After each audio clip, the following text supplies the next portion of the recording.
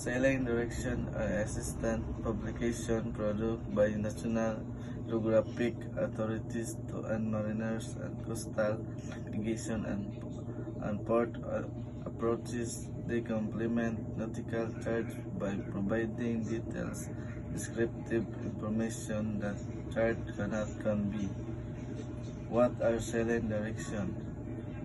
Sailing direction, also known as pilot, are comprehensive views that offer critical information for safe and efficient maritime navigation. They are typically divided into volumes covering specific geographic region and are updated regularly to reflect the latest navigation data. Meteorological and oceanographic data.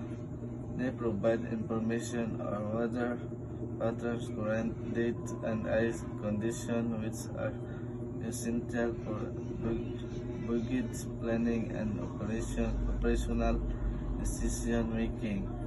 Supplement to nautical charts. While nautical charts offer graphical representation, sailing direction provide a contextual and descriptive information necessary for comprehensive voyage planning. Availability and formats. Sailing directions are available and various formats including written volume and electronic versions. Nautical publications. They are published by National Geographic Office, source as the United Kingdom Geographic Office (ECHO), and are often available for purchase of subscription.